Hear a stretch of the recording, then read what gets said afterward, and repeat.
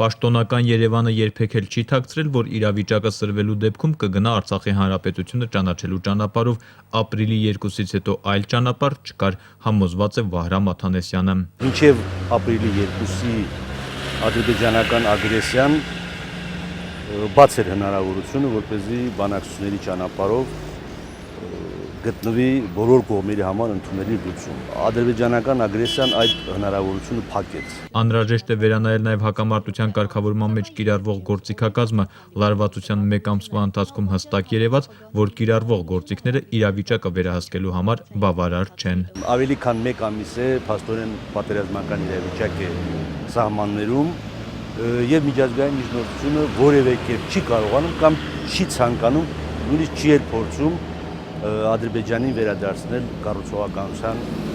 դաշտ։ Ոչ միայն ձևաչափի ու գործիքակազմի, այլև բանակցության թեմատիկան փոխելու անհրաժեշտությունն է ընդգծում արցախցի քաղաքագետը։ Հին առաջարկները նոր իրավիճակում ժամանակավրեպ են եւ առնվազն հայկական կողմերի համար ոչ հետաքրքիր։ Այս պարագայում Հայաստանի կողմից Արցախի հանրապետության ճանաչման փաստը ոչ թե իրավիճակը կսրի, այլ բանակցելու նոր հիմք կապահովի, արդեն Ստեփանակերտի լիարժեք մասնակցությամբ։ Այս իրավիճակում Լեռնային Ղարաբաղի հանրապետության փաստացի անկախության լեգիտիմացումը Հայաստանի հանրապետության կողմից ոչ միայն իրավիճակը կայունացնելու ուղղված քայլ է, ոչ միայն արկա իրողությունները իրավաբանորեն ձևակերպելու քայլը, այլև մեսիջ է միջազգային հանրությանը, որ